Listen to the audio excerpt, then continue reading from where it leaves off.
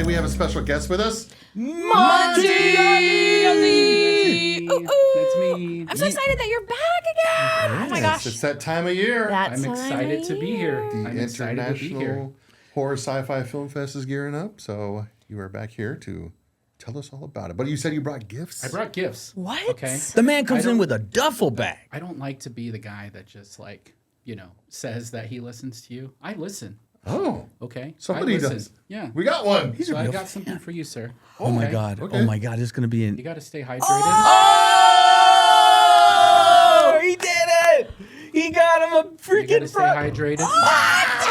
both barrels. Fisted because your hands are so big. They are. That's why. Andre the Giant Hands. Because your hands are so big. Dude. Yeah. Joe. Man, I want to Stone Cold Steve Austin. Oh man, did they these, but- shake the cans again? Nah, it's just Tony. Hey, man. just- Yeah. Wow. Thank you. You know what? And because of the rain today, we didn't even stop to get drinks and stuff. Yeah, we we were didn't. like, oh, we're just gonna go really straight to stopped the at studio. T Yeah. down the street. Yeah. But we're like, no. Wow, For the longest Snowberry. time, I thought that those came in the same size as Arizona iced tea.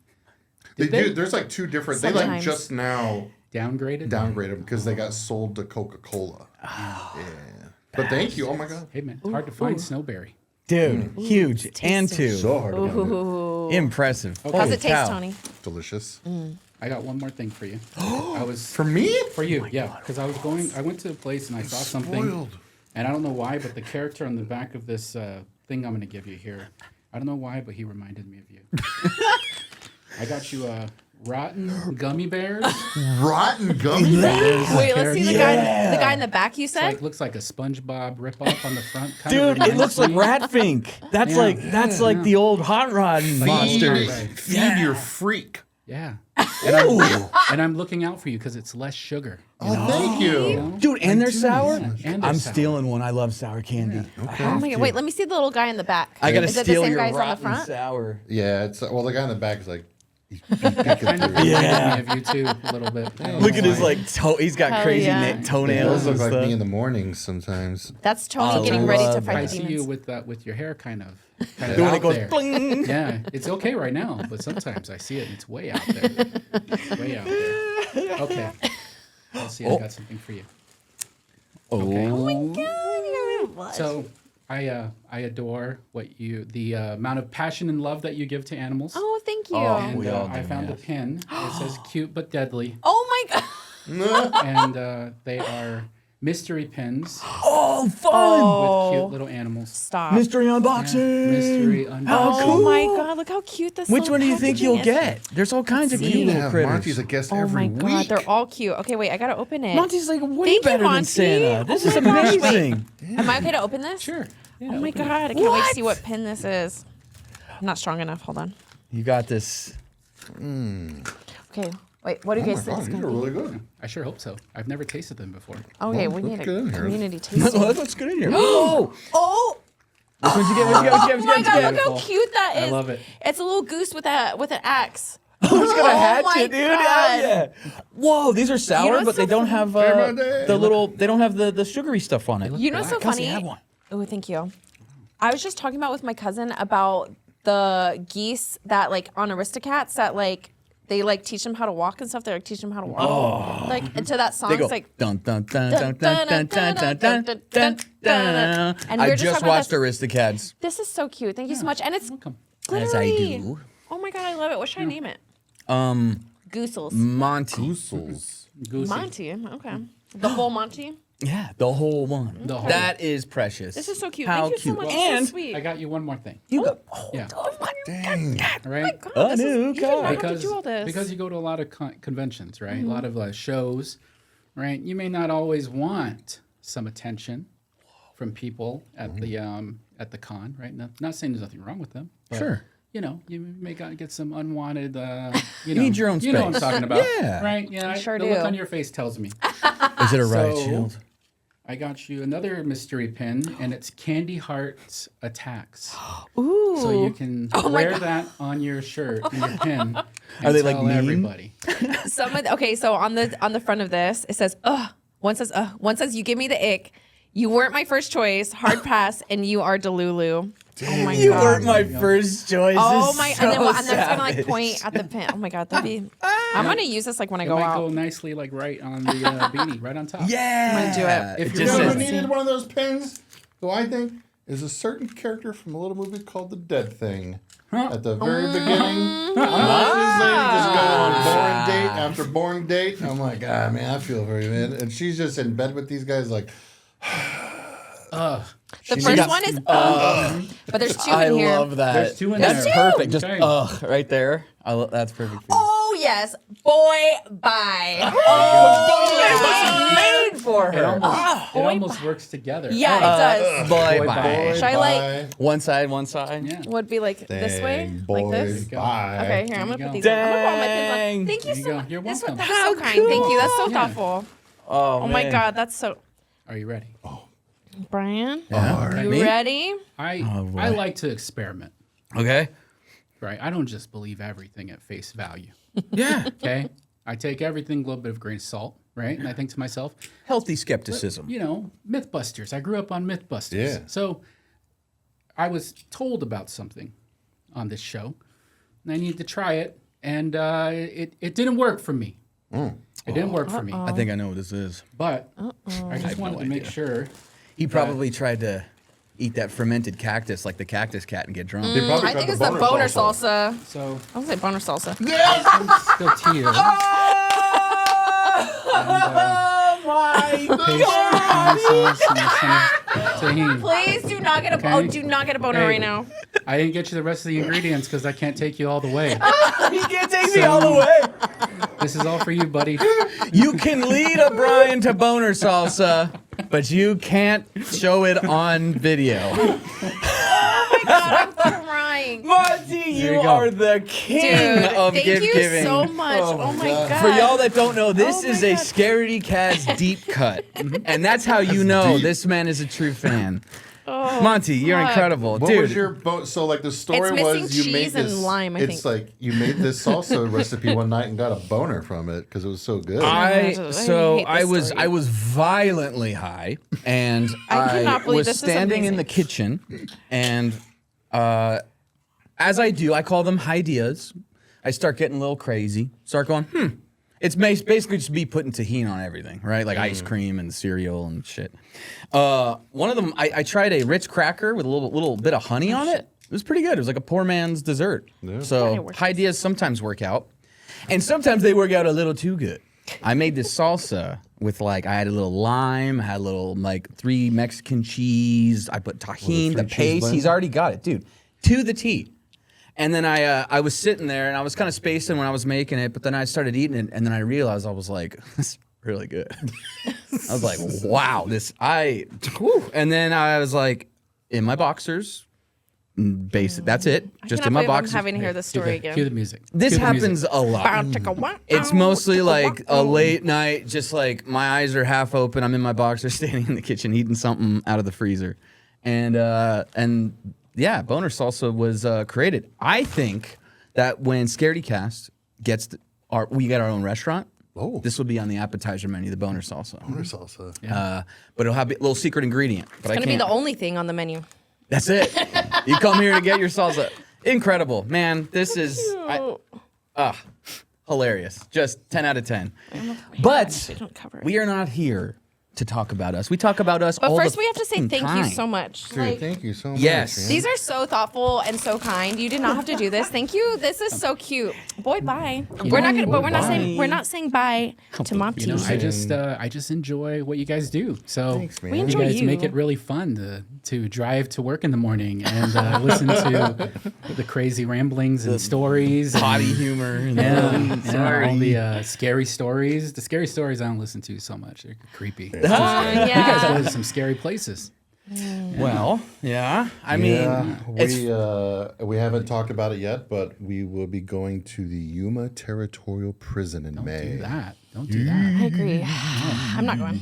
It's like ever since we started this 3 years ago in May, Brian's number one thing was like, I want to go to the Yuma prison someday. So we're oh, go ahead. I can tell you a story about that. Oh, Okay. So I do a lot of work in Yuma for my day job, and every single time I go to Yuma, I always hear a story. Someone will tell me, "Oh man, like we don't go there," or "Oh, my grandpa told me." And it's just like countless story after countless story. Do you have one that sticks out, like in particular? Oh, just like the rumblings, like you can constantly hear things, and there's nothing around. So like you'd be walking through the place, and you just hear noises and people talking, and footprints on the or foot stomps on the ground. And I don't. And isn't there there's prison nothing in cells it. that are like built out of rock with just iron gates on the front? So you're literally just like in like a little mini cave.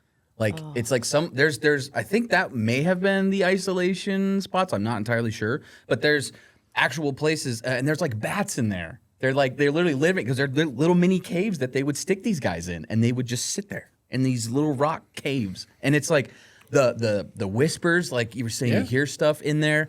I want to go because like that. out of all, like, there's so many good haunted places, but on TV, I never trust anything because much like you, I'm a skeptic.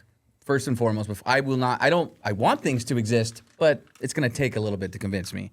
A lot of places we've been to are supposed to be hot spots and we never get anything. But Yuma, nonstop. Like you said, every time you bring it up, someone goes, dude, I have a story about a friend in Yuma. And it's like, I have to go. This, like, something bad's going down. I want to be there. I've been to Yuma once, and it was for a Battle of the Bands, and I got drunk with the Hells Angels. Nice. That's a good story. Nice. That's pretty sick, And in dude. true Scaredycast fashion, 5 o'clock in the morning, I'm still drunk and hanging out. Everybody else is in bed. Yeah. So we're always the last one. How long standing. ago was Dude, you this? put the Hells Angels to God. sleep? This was a long time ago, like Dang. 2004-ish, 2005-ish. Damn. It was a long time ago, yeah. Dang, I was in like 7th grade. I stayed in a hotel there that was next to a Burger King.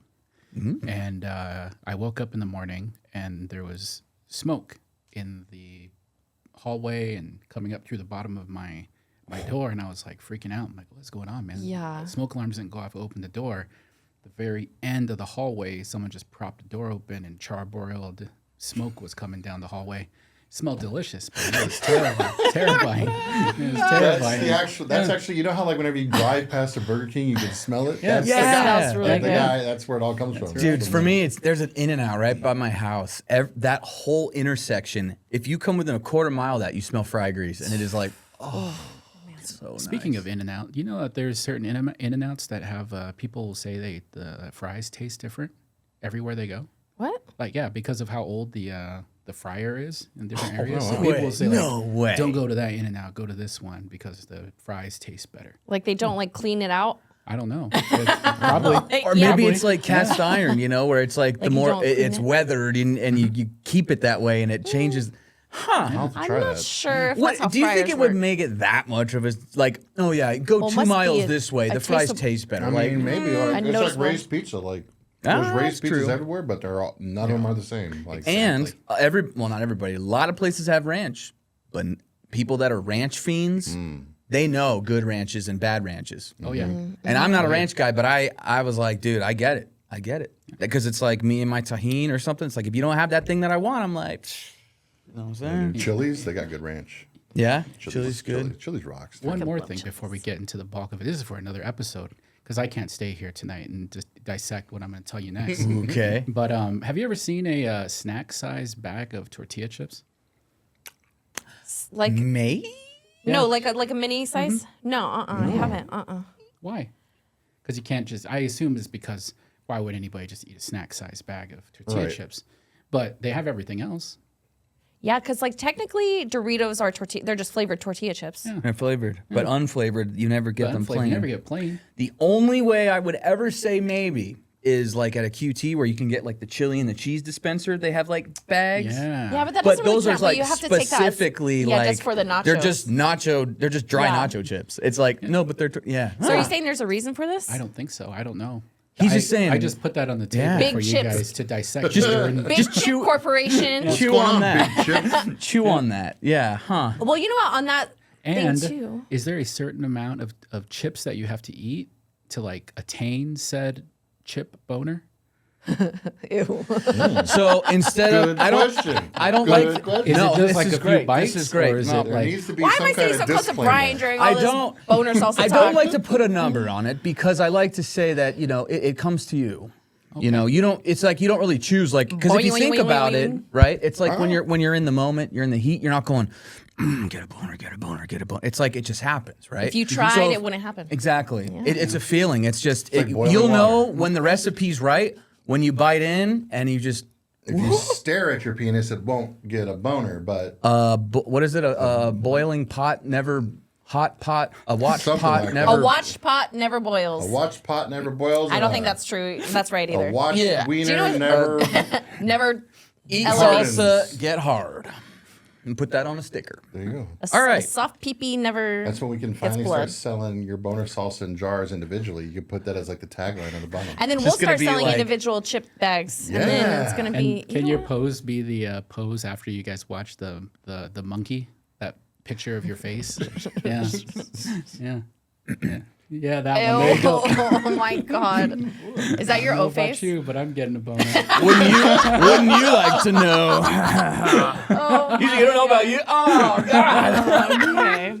Nice. Oh well, I know what I'm doing after We this. have a solid plan right now of like how to take Scaredycast to the Dude, next level. Scaredycast ain't working out. Let's just do salsa and Here? From 6 to midnight. 6 to midnight. That needs to be a tier on Patreon. Like, sign up to our Patreon and we'll send you a little tiny bar of boner salsa. Ooh, I'll send you maybe the recipe. Maybe. Okay. Let's get our housekeeping done, everybody, because Scaredycast is brought to you by the wonderful Value Sesh, the makers of these delicious rabbit hole gummies.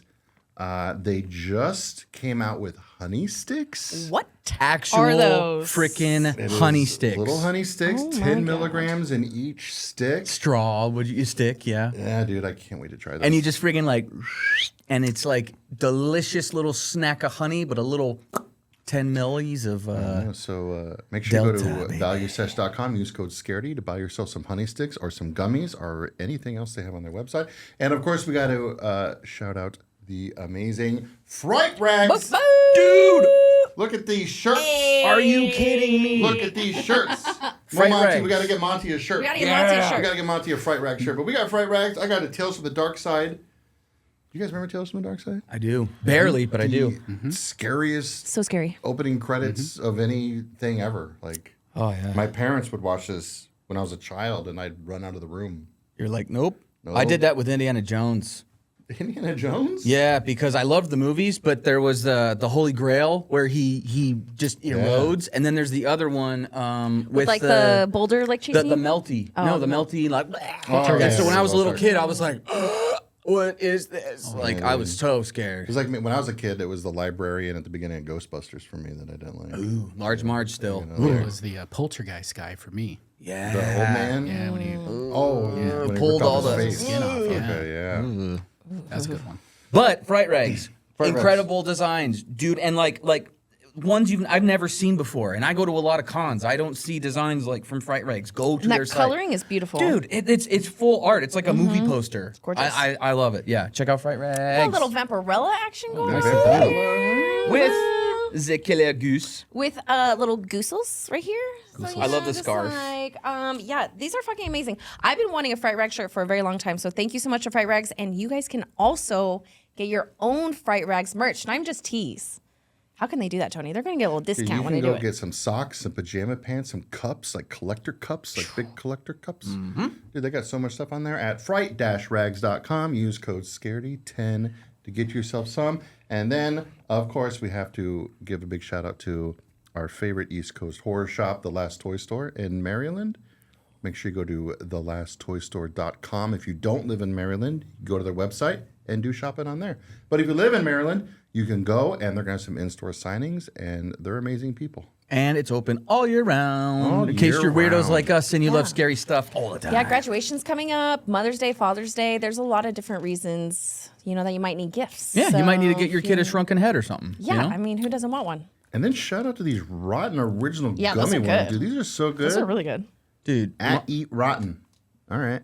dude, Monty hooked us up. Like, Wait, I want to Balls. shout out my pins. Can you say where that toy store is at again? Where's that at? It's in Maryland. Where? The Last Toy Store in Maryland? Okay. oh, there we Okay. go. I see what you're doing. Yeah, I caught on to that too. Maryland. I've heard Maryland, Maryland. first. Maryland. They are in Maryland. They are in Maryland. And you were like, no, it's Maryland. Maryland. Yeah, there you go. You said it right. Maryland. Yeah, the first one, and then you kind of Maryland. slowly like Maryland. It like got better as you like said Yeah. it 3 or 4 times. Maryland. It was time Maryland. was Maryland. Maryland. Disneyland. Maryland. Same thing. I think I can help with this Pam situation. Pan. Saying Pan with an N? No. Oh my God. Monty, how are you? I'm great. It's festival season time. It is. And Yeah. the beginning quarter of 2025 has been an absolute freight train, terror train, if you will. It's been wonderful. Yeah. Great things happening and really fun, exciting things happening in the world of Monty. Well, tell us. I want to live in the Yeah. world of Monty, dude. Oh, yeah. I hate this world. Let's go live with Monty. Can we You know, switch lives? As you mentioned before, everybody saw a film that Monty was attached to. It's called The Dead Thing. You can find it on Shudder, AMC Plus right now. Passion project. We started in 2022. That's when we filmed it. Took a few years to get it finalized, and like late last year, Shudder called us up and said, our Yellow Veil called us up, and then Shudder called us up, and before you knew it, we had a show streaming on Shudder, which That's is amazing. That's incredible. yeah. never what I thought would happen ever for this movie, but I'm happy that it did. Yeah. So When yeah. you get that call, are you just like, are you shitting me? Like, are you kind of like, is this like an actual, Like, are you is this sure? really happening? Like, You know- how does that, After we filmed the film, made the movie and started to look at it and started to get an idea of what it could be and what it would be, we started to really get excited because we're like, oh, this probably connect with some people, probably won't connect with some people, but it's okay.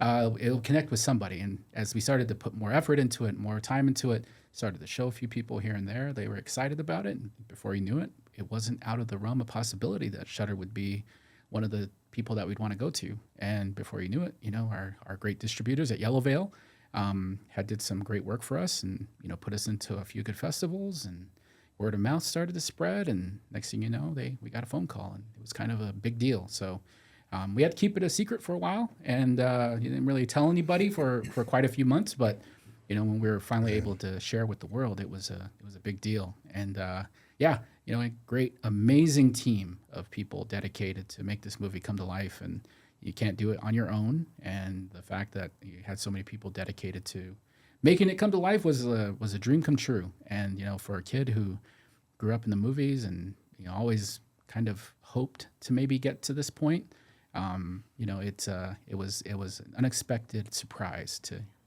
find on Valentine's Day 2025 poster for a film that I had something to do with on this streaming service that I have been subscribed to since day one. Yeah. Right. So, The world pretty can amazing. see this now. Yeah, pretty amazing. It's out there. out there. It's happening. Yeah. Yeah. That's amazing. how crazy is that to have to keep that secret for so long yeah. though? And I it couldn't do it it. truly is incredible. It is so beautifully shot. It is wonderfully acted. I mean, the editing is beautiful.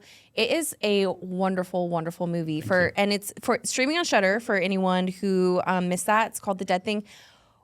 What's the synopsis of this film for anyone who is not familiar with it? Yeah, 'Cause so it's pretty unique. yeah, the synopsis is really a story about a woman in Los Angeles who is finding meaningless relationship after meaningless relationship. She's kind of stuck in this, this cycle of just randomness and really nothing really to hope for.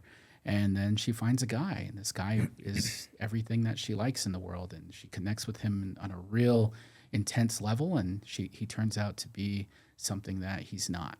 And I mean, it's been out for a while now, so I'm sure people have know the surprise, but I'm not going to spoil it yet. I'm going to hang on to that Don't one. spoil it. But it's been, we had a really great group of dedicated actors. Blue Hunt is the lead for the film. She was in New Mutants a few years ago and has just been an absolute rock star. She was a dream to work with on the project. And, it seldom happens that you have a list of actors that you want and, you end up finding somebody that's kind of on your first list. And she was one of those. So it was pretty unexpected that we were able to get her. And she really connected with the material and just absolutely had a great time with it. Yeah. The rest of the crew cast was just amazing. John Carna, Catherine Hughes, Ben Smith, just wonderful actors and really put a lot of time into, the efforts and our crew. We shot everything in Los Angeles, 20-something days in Los Angeles, and a few Just more- 20 days? Yeah, That's yep. crazy. And a few more days out in Joshua Tree, and it's pretty nuts to how quickly we got it up. We got it going, and the amount of time that we were able to get into it. So it's pretty crazy. And I want to elaborate a little bit more on what you were saying too. Like, we watch a ton of movies. There's a lot of people that will send us screeners of something they made, or maybe we'll find stuff. We of all different. I would say like, if there's A-list movies down to Z, I guess. And so, we go into every movie just like, all right, no idea what this is going to be. Well, at least I know you and me are special. Oh, you and me. I didn't. I went into it blind. I didn't even watch the trailer. I told my cousin, I was like, hey, like, I'm going to be watching this movie. And she watched the trailer, but I was like, I don't want to see it. But she's like, this looks good. And she's like, the guy's hot. And I'm like, okay. I'm like, all right. So, and that's what like blows me away is because he was like, hey, we got to watch this movie, guys. And I was like, okay. And before he even sent the next text, that it was like, oops, sorry, getting a phone call. I was so excited about watching this movie. And he was like, oh, by the way, Monty freaking produced it, and I was like, what? Like, oh my god! So, oh shoot, I just lost my point. Crap. ADHD Brian just Yeah, hit this it's here. Think about it. I got a phone call and then it Think just about like it. totally threw my train of thought off. Sorry. So obviously we don't want to talk about the. Did you get it? Yes, I did. Okay. A lot of times when you look at movies that, especially if you know somebody that's made it, it's like you have this scrutiny. You're like, okay, now it's like it's personal because now you're looking for things. Not one point in this movie, I was like, oh my god, this is professional. It's a good movie. Everything is Hell like, yeah. and I'm not just saying that to like blow smoke. I mean, like really though, like this looks like a huge production. There's no crappy, oh, that looks cheap, or there's no mistakes. And every actor, I was like waiting for like, oh, okay, they're just, and I was like, no, wow. Perfectly written. And Man, then you made a real movie. Made a real movie. but I mean, like, I hate to say it like that, but yeah, like it's like it keeps you right on the edge where you think, I bet I know where this is going. Nope. And then you're like, oh, okay, well then I know it's just gonna do this. Nope. And then you're like, and then the ending, the twist. I thought it was stellar. Yeah, the life of a producer is pretty crazy because everybody tells me that. They'll say, "Oh, it looks so, flawless, and it looks like you put so much there's nothing wrong with it." Right. When you watch the movie 80-something times, it's, And many you know all the times as behind I the have, scenes. all the behind the scenes. There are moments in the movie where I'll watch it and I'm like, "Man, I wish we had 5 more minutes there." Or, what people don't see is like I'm being yelled at by the next door neighbor right over here, like while this is happening right here. And what they don't see is I'm being stood up for food at this place down the road, and I wasn't able to get back to get my crew food at during this time. All these little behind the scenes things, but it's the heart of independent filmmaking, and I believe wholeheartely in making movies for a big screen, and that was our goal from the very beginning, was to make a movie for the big screen. So we are really fortunate right now to have a 35 millimeter print kind of touring the United States. We played a whole bunch of really cool theaters. Another dream was, the first growing up, movie theaters were always like a sacred place for me. Yeah. And, my uncle, who kind of introduced me to movies, took me to watch a movie at this really great movie theater here in Phoenix, and I was absolutely blown away. And then I remember going to California one time and driving by this movie theater called the New Beverly, and just being like, that place looks amazing. And I watched a bunch of movies there whenever I'd go there, and I always have loved and adored that theater. So the fact that we were able to do our premiere at the New Bev on a 35 millimeter print, and then show up and just have like everybody there, and it was just, I tell people I don't want to pinch myself too hard because I'm worried I'm going to wake up a college kid, figuring out how I'm going to make my first short film. Dude, anybody who's like an independent filmmaker in any way, like if you make a movie and it premieres at any of those big theaters in LA, like that's it. Like, Yeah. You're in. Such a dream. You did it. right? Yeah. Like I couldn't even imagine that. Like that's crazy. Yeah, we had our. Especially the New Beverly. That's like the theater. Like It's amazing. Yeah, it was a beautiful experience too. Even though it was really rainy that day, but we still had a That's sell even out better for some crowd. reason. Yeah, Right. it was there. It was so crazy. But does it was, Tarantino still own it? He is. Yeah. Okay. He is. Yeah. It was Tarantino, pretty- are you watching this? Yeah. The Hey, Dead Thing. dude.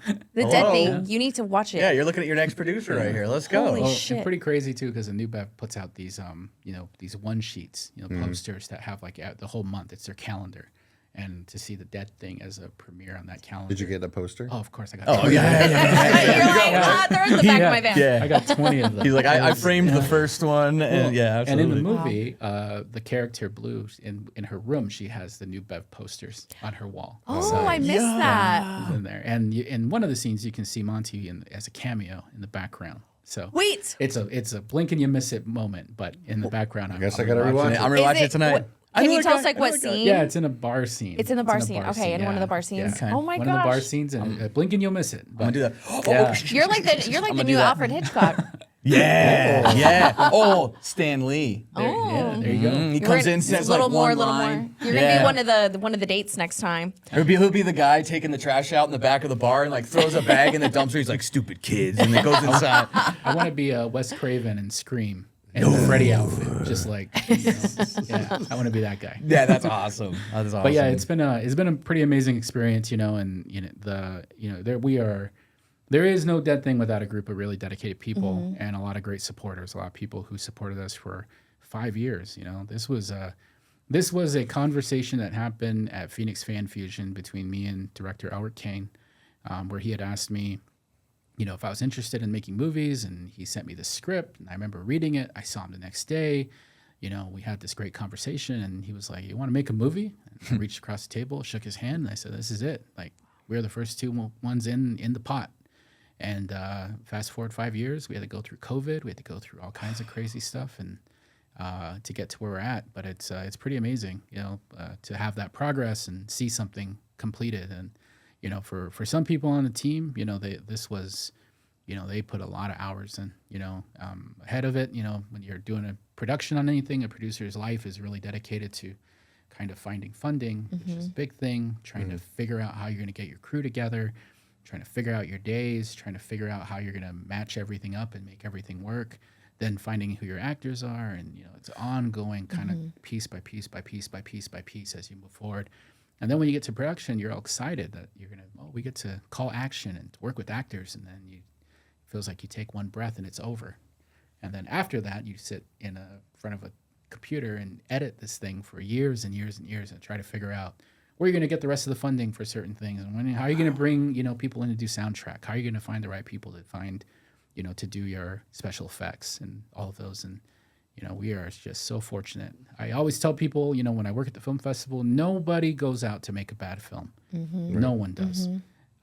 Circumstances create havoc on sets, and all great intentions, unfortunately, are sometimes ruined by lack of time, unexpected things that happen, poor preparation. lack of resources. Yeah, all those pieces come together. So, the fact that you're able to finish something and have it resemble what you put on paper when you first started, and it does. And if you really look at our original script, it really doesn't. There's parts in there that aren't the same as what we shot. But the fact that we're still able to get something out of it is pretty amazing. And amazing work by the whole team that we were able to put together. So very happy. Thank you for watching it. I appreciate it. yeah. No, thank you Dude, for making it. Yeah, I would say it's a killer movie. No, but for real, like the quality is so like apparent. There's movies you can watch on these big platforms. You go, oh, this is just an indie movie. This is like, at no point do you watch this and go, you're just, it's just like it keeps you right on the edge. And I'm telling you, the quality is just so like, wow. It's beautiful. I have the most random question. Okay. Because, well, actually, first I'll do this. Does everybody know on definition like what a producer is? Because I feel like a lot of people see producer, executive producer, all these other names. That's they go, a good question. I don't know. I think it And some people sometimes say does it vary producers sometimes just too. write the check. And some people say, well, producers are there in the set. They're yelling. They're doing everything. And then some people say, no, they just hand over money and that's it. What is a producer? Just to clarify. So all of those insights are correct in some way, shape, or form. Depending on what your role is, there's different kind of producers you can get. Executive producers almost always are those that are kind of associated because they're using their name to help you get some funding, or they're assisting you in ways that you may not be able to compensate them in certain ways. So you give them an executive producer title.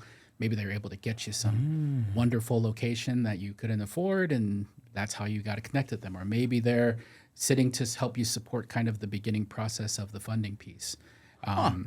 Executive producer can be a lot of different things. It could also be an executive from a production company. So if you get a deal through Universal or through any of the big companies, you'll probably have an executive that will come on board from them to kind of help guide the process from their end, so that the big company gets what they want out of the film.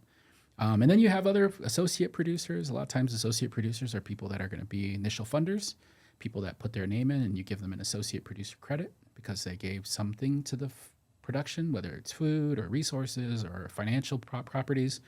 And then the role of just a producer can be a lot of different things. Sometimes you have a producer who is really just kind of in charge of organizing everything before you get to set, and they don't even show up to set. Sometimes you get a producer who's an on-set producer who's going to be kind of in charge of daily operations of everything happening on set. Other times you get producers who are going to be there for the whole thing, which is kind of where I was at. Where you start with funding, you find funding, you figure out what you're going to do with funding, you create your LLC, you create your right pieces for your business, and then you start to resource out. You find who work, whether or not you're going to go SAG or not SAG, whether or not you're going to find talent in different places and organize that piece, and then build it all out. So, in my realm, I co-produce this basically with Matt Mercer, who's another producer on the film. Matt was kind of our technical person. He was the guy that really organized contracts and organized like the working with SAG and working with the dailies to make sure that we did everything right. Where Monte was a little bit more business and creative pieces for the film. So. Wow. And there you go. I just learned so much right there. I literally had honestly, how many times have you seen that? I literally had no idea what all the different roles credits were. and That's stuff. incredible. And for aspiring young filmmakers. There you go. So he many just different roles. listed. There's your guidelines. Yeah. There you go. You just heard it from a real actual producer. So follow that. That's huge. And the super random question I have, because you were filming in LA, one of the busiest places in the world. And maybe I'm crazy. You ever see a movie and it's like, let's say it's Transformers. It's on Hollywood Boulevard. Obviously, they have the money to close down. The street.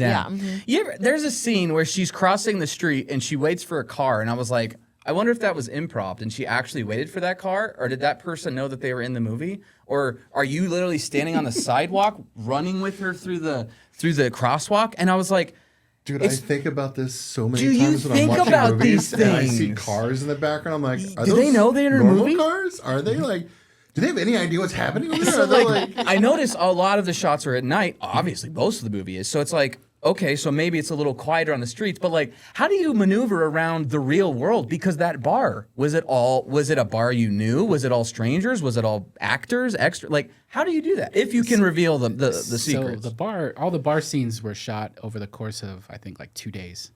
Unreal. And the bar was actually one of the other producers, one of the other producers knew that bar, and that bar is kind of comfortable with letting people shoot in their bar. Oh. So everything in there is manufactured. Everybody in the background are actors. Everybody that is in there is an actor. All the lights are set up in a certain way. It's all manipulated by And it's so production. perfect because to us it's just like, oh, that looks like a normal bar. Where is that? And it's like, oh, that's actually not even real. Yeah. Illusion. Yeah. You did it. You pulled one on us. That's amazing. And then for the night driving scenes, that's called 3:30 in the morning in Los Angeles. So I was wondering. The only time there's not traffic. Yeah. Or less in traffic. the morning, really small crew of people, But yeah, there's you have to work with permits. You have to work with all these different things to kind of make things happen. But there are times where if the light's right and you have the resources, then you just try to get that shot as quickly as you can and move on with your day. Yeah. So, but yeah, it is also an aspect of safety as well too. So we couldn't afford to shut everything down during the midday when maybe the light was really, really perfect.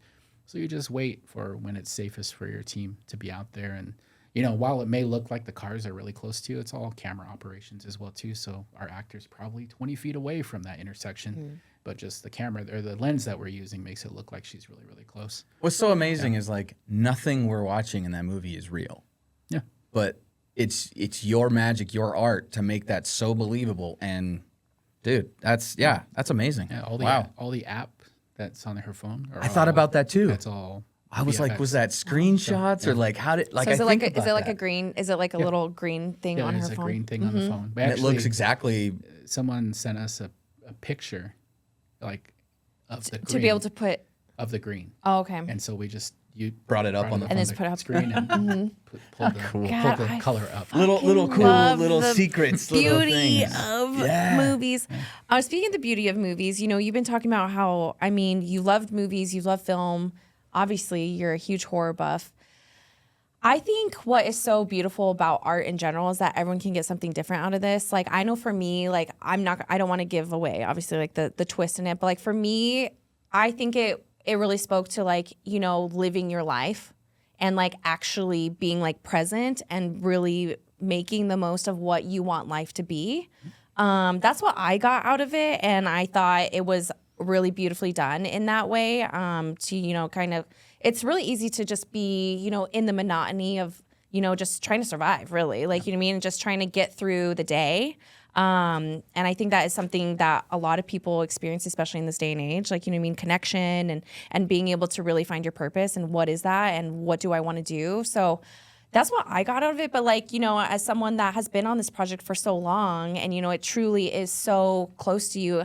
And I just have to say, like, I fucking love what you said about, like, you know, it truly is something that you have to put a lot of work into that a lot of people don't think about. Because everyone sits here and says, like, you know what? I want to make a movie. I wish I could do that. You can do it. It's just think about all the stuff that goes into it and all the people that you have to be surrounded by, you know, that to actually be able to actually make it come to fruition. So for you, being able to be in this process for 5 years, seeing it on the big screen, not even just on the big screen, but, you know, it's touring the country, it's on Shudder. Like, what do you hope that the audience gets from it? And then what do you get from it personally? Yeah, you know, I am in the same kind of idea as you, where everybody's going to pull something different from the experience, and I think that's the joy of kind of seeing the film move through time and like have more people get eyes on it, because there are people who, you know, will post reviews or post something, you know, commentary about it, and I'm just blown away. I'm like, wow, that's amazing. I'm glad that that's what they got out of it. You know, for me, I was always very fascinated with this idea that, you know, the older I get and the more technology invades our lives, the more we're pulled apart from one another. The fact that you can't have a whole lot of great human interaction with people and have like what we're doing here, sitting across from one another, is now done through screens and done with this, you know, this veil of security for everybody, because, you know, the world is scary, and because, you know, relationships are scary, and because, you know, it is hard to trust people. And, you know, that dynamic is sad for me, because, you know, I think when you went through the pandemic as well too, and, you know, people got out of that, the loneliness and the separation, the isolation became even more prevalent to everybody. So, you know, the idea of the dead thing that I got when I first read it is this idea of loneliness, and, you know, this understanding that, you know, for some people finding a connection is really hard. And while it may look easy for some people, and while some people can make it happen so simplistically, there are some that don't, and it's a struggle for them to find that person in their world. Or even in another way, if you let's say you were looking at the main girl as like, you know, like you were jealous, like, oh, she, you know, she goes through all these guys, but it's like you can see, it's like most of the time it was just like, there's no like there real was no connection. substance, and so it was just like empty. And so, you know, just because you might think, oh, of course, she's probably got all these dates lined up, and it's like she's miserable. Yeah. And so it's like, just because it's you conceive it that way, you know, you think of it a certain way, it's like, it's not always. And, you know, I think too, there's a piece of the story that for me at least handles a lot of empathy, and I feel for all the characters. There is no real villain in the dead thing, and you know, if you villainize anybody in the story, I feel like a lot of that is misplaced, because of, you know, just kind of the dynamic of the story. Everybody in the film is struggling with something, and, you know, you forget about that as you go through life. And I think, you know, maybe it's the combination of my day job, which is working in public health, and, you know, all these other avenues of health, and also being able to, you know, with as many movies as I've seen and as many opportunities as I had to engage with filmmakers, you get this understanding that at the core of what film is trying to do is you're really trying to connect with people in a way. And whether that's through character or genre or spectacle or whatever that is, you're always trying to make a connection. So for me, the fact that people are feeling something is amazing. And I love that they're able to feel something, even if they don't like it. That's It okay. invokes something. Yeah. Yeah, that's okay. I'm okay with that. It's not going to be for everybody, but I hope that people do take away something from it. And, whether it's just a 90-minute release from the world, or maybe something where they get to think a little bit more about their interactions with one another, or how they treat people, or, and again, like, this is the commentary of a producer who's been deep into it. Sure. That's cool. We could lay this over the movie and it'll be like director's commentary. Oh my God, Producer's that'd be commentary. cool. How cool would that be? Just play if you start the podcast on the movie exactly this time. But yeah, it's pretty intense, when you have somebody who comes up to you. And I had this happen recently. I had somebody come up to me, a stranger, who I don't really know, but I see on occasion at conventions and different things, but we've never had a real conversation. They came up to me and said, "Hey man, I saw a dead thing, and it made me feel a little bit more compassion up to how I treat people I'm in relationships with."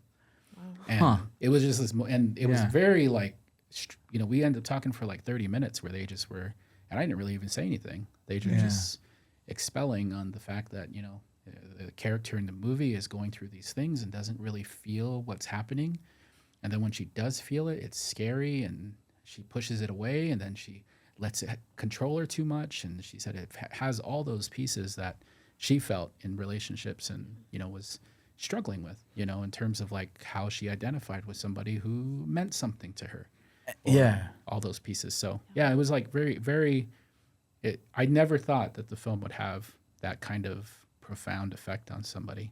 What I like too, the pacing of it at the very end, the way it ends, I'm not going to spoil it, but it's it does make you feel it makes you kind of feel more vulnerable in a way, because when you realize the end, you go, and that's why you kind of think, oh, we're all in the same boat. Because you don't, like you said, there isn't an enemy. Everybody thinks you got to have a good guy, bad guy, but the whole story, it's almost like you're a fly on a wall just watching this happen, and then it's at the end, you're and then you can kind of reflect on yourself after, and the way the movie paces and right how it ends, it's bink, there's your period. Right at the end, it's ooh, and it just perfect landing. I don't know, the pacing of the movie was really good like that, and I think the end makes you feel more together, or just kind of I never thought of it like that. I'm not alone in this. Yes. Yeah. Yeah. And feeling however you're feeling. And that's a great comment that you make right there, because when you love movies as much as you love movies, you're always looking for somebody to love movies like you love movies. And when you love movies I think the way we do, and maybe even some of us at the table who love it profoundly more, where they're searching for every single opportunity to watch something new, and they have a million movies invading their head at all times, sometimes you can't keep up. People can't keep up with you, You have all these references that you're making, and next thing you know, you're trying to wrestling. That's movies though too. Tony's also movies, in movies. Yeah. But me and Elric, the director of the film, connected first and foremost over really good alcohol and movies, and I think we sat across from each other and just talked movies for hours before we even talked about a movie that for us, we just talked about movies. And I think after that first interaction, it was really I remember going home and telling my wife, I told her, I said, "Hey, there's somebody out there like me." Yeah. Kind of and she goes, "What do you mean like you?" I said, he knows as much as I do about movies. It's crazy. And what else is, if you guys just talked about movies the whole time, it's not like you went through, oh, this is okay, well, I was born in this year, and you went through your life story. Yeah. But it's you're already connected to this person based off of you just feel it. You're I know who you are because it's like an unspoken thing. You could even guess the year that they were born based on the movies that you talk about. And you're I don't know, where you grew up, or I don't even know your last name, but I know we know exactly what we like in movies. Exactly. And that's so cool that you can connect without even knowing their name, where they're from, anything, Well, that's the thing too. I think I love most a lot about you guys' podcast, because there are some of you that are very experienced with movies, and some of you that are still filling in gaps, right? Yeah. The fact that there is this, I love when there's a movie on the table that is very popular that not everybody has seen.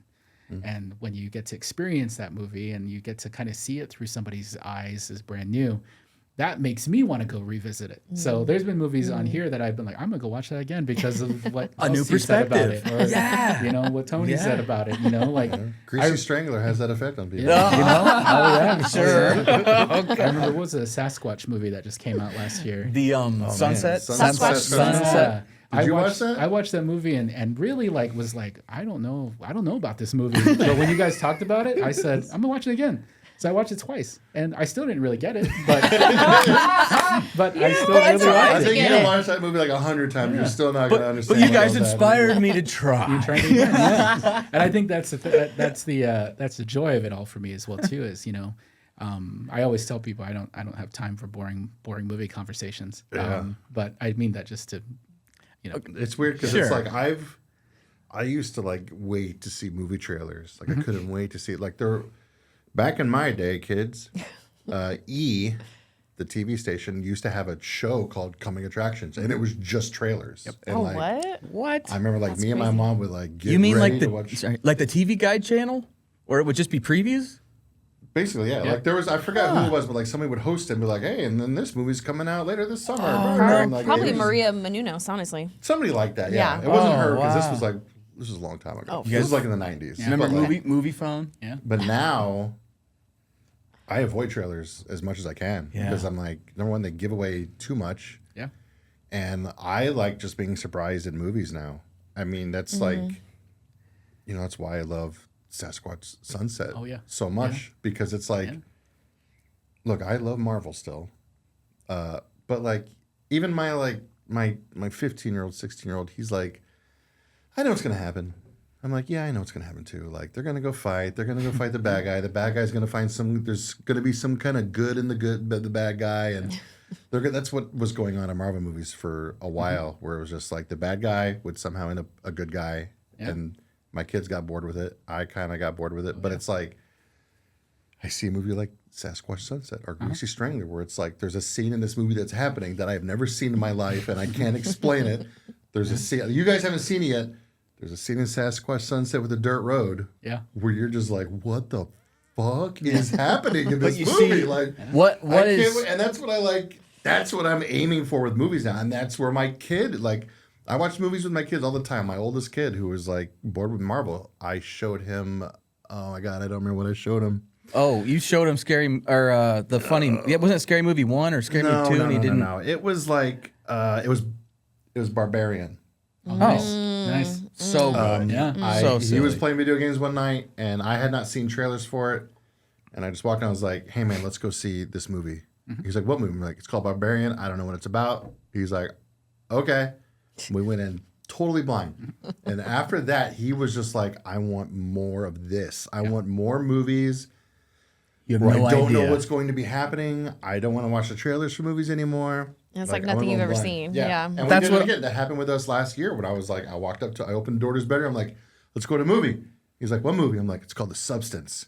He's like, what is it? I'm like, I don't know. Haven't seen the trailers for it. Let's just go in there and see it. So we went into The Substance. And threw up everywhere. Not only did we go in there totally blind, but we were the only two people in the whole movie theater. Like there was and I was so bummed because after that movie, I was like, this movie and like Sasquatch Sunset, those kind of movies would be so great in a packed theater. Just here, like that's what I love too. That's why I still like hang on to Marvel movies because it's like the theater experience. It's like being at a concert or like a sporting event sometime. Like. I don't know if we'll ever have like another Avengers Endgame experience in the movie theater again. Like it was just incredible. Yeah. So it's like whenever we go see like Barbarian, where there was people in the theater and just hearing people's reactions to those movies. Oh yeah. Like, oh my god. There's really nothing like love seeing a movie in a Okay. theater. Yeah. I still go back and I'll watch like there is a YouTube channel that just has audience reactions. Yeah. From movie theaters, and I'll like rewatch the Avengers Endgame reactions every once in a while. Just Nice. Just to relive it. Yeah, like that opening weekend, we saw Avengers Endgame 4 times. Damn. Because like we saw it Thursday, we were there like first showing Thursday night, so it was like a packed. And it was funny watching it over the course of the weekend because we went Thursday, Friday, Saturday, and Sunday. It's probably different levels of like. By the comic- time Thursday the portal Diehards. scene, people are just losing their minds in the movie theater. Like people were like everybody- standing up, like. Yeah. By the time we got to Sunday, there was a woo.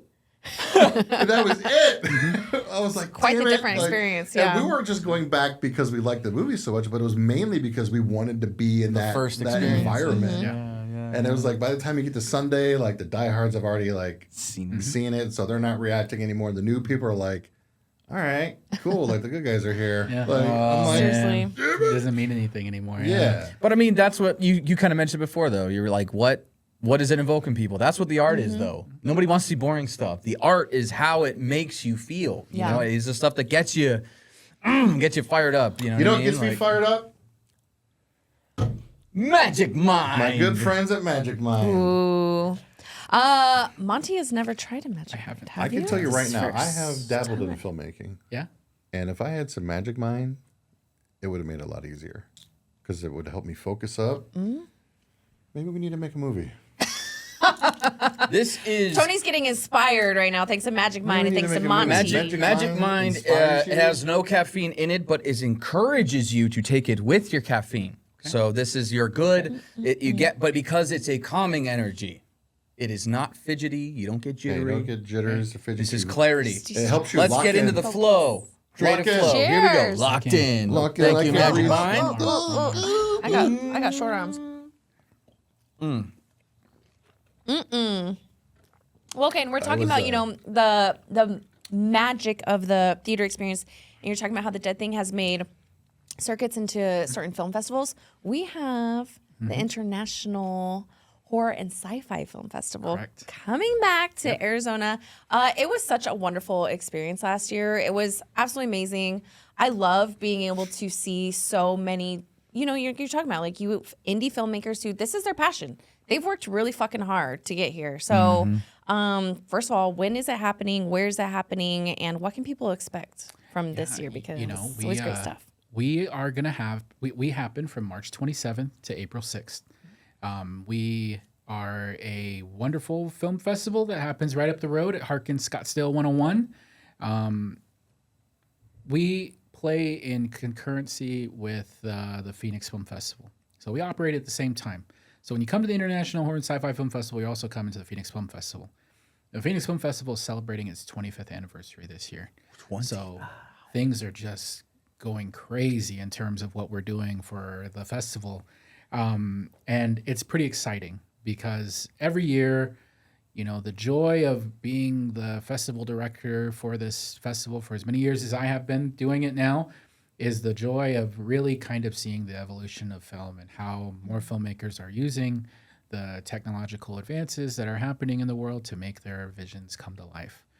You know, the film festival, you can sit and watch short films in horror and sci-fi, or you can sit and watch competition films that are from filmmakers who are submitting their film to the festival for competition, or you can watch showcase, which are showcase films are movies that are either finding distribution or have been on the festival circuit for a while, maybe found a deal somewhere, and now they're being pushed out into the film festival. So there's so many different things you can do at the festival. And one of my favorite things about it is that we have such a wide variety of a lot of movies that you can do. And on top of all that, we also have cool little get-togethers like fun parties and educational sit-downs and special guests that will be there throughout the festival. And it's just a wonderful time to find your new favorite movie and find that maybe that person that you're going to connect with on film and maybe make a movie with. Maybe So make this, if you love film, you Tony's make gonna be film. outside with a sign. If you are any fan of film, come to this Make festival. a movie with me. That's what you're gonna have. That's a sign that you're gonna have up. They're like, sir, you have to leave. I saw Oliver private property. Stone is going to be there this year, Correct, so I'll yes. just go, hey, Yes. Oliver Stone, you want to make a Scaredycast movie? Oliver Stone's there for a Platoon reunion. Oh, Yeah. Platoon! Oh my And god! there's other guests that will be there. Who else Other is gonna be people there? from Platoon will be there. Come on! Oh, there's that movie surprise. is star-studded. Yeah. So, just I- keep looking on the Willem. Instagram and the website. Maybe if he comes, Yeah. Ooh, you is can get your Willem Willem gonna be Dafoe. there? I can't say if he is. or Dude, not. I saw him. I Maybe I'll saw. be there with the Keep sign as looking. well. I saw Willem Dafoe with a Willem. handlebar mustache for the first time in my life yesterday. Yeah. don't show me that picture. I'm gonna lose my mind. Oh, quit. Hey, what's he got a handlebar mustache in? I don't remember. I was just In his dreams. scrolling, and then I was like, "Is that Willem Dafoe with a handlebar?" Well, all right, it's kind of cool. And I was like, yeah, "I'll buy it." You know what? Okay, so many people. If you've never been to a film festival before, this is a great place to start. Whether you're local to Phoenix or not, like so many people travel from all over the country, all over the world, really, to be able to come to this. And so many people sit there and they say, you're just talking about Marvel. Like, I'm so sick of seeing the same stuff. Like, it's the same storyline or it's the remakes that have just been beaten to death.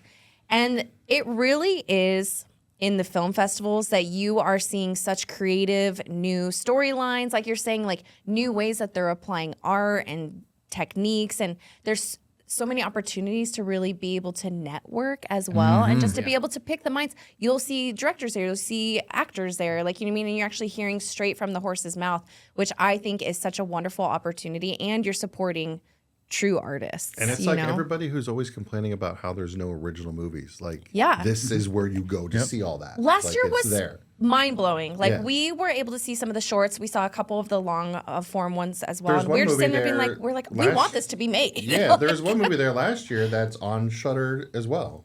No way. Mind, Body, Spirit. Is there more than one? Yeah, I guess there's more than one. Yeah, I was the vampire one that was really big last year. Oh. Yeah. What I about just forgot the name. Humanist? Humanist vampire seeking. Yes. Yeah, that one. That one Yeah, I've like seen. that's. It's funny because like whenever I went on Shudder, Consenting it was like suicidal person. Yeah, there you go. There you go. Thank you. when you go on Shudder, they have like all the movies at the bottom, but at the top they have like their featured ones. Yeah. And it was like the Dead Thing, and then you scroll and it's the Humanist Vampire. I was like, oh my gosh, these are all How cool. movies are like that were from that film festival. Like Yeah. The joy again, like you say, is that fact of discovery, right? Like there's so many different things, but I love it when people come to the festival they've never been there, because one of the coolest things is that a lot of times the people who make these movies are there with you.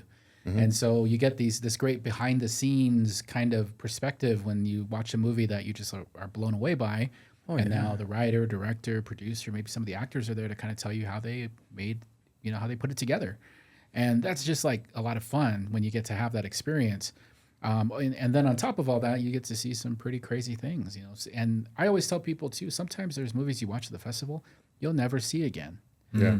Unfortunately, some of them aren't going to get picked up by major distributors, and they aren't going to find the they avenues just get out there. uploaded to their own personal YouTube channel where they sit and nobody ever sees them. Oh, Tony. But then we get to be the cool guy that goes, guess what?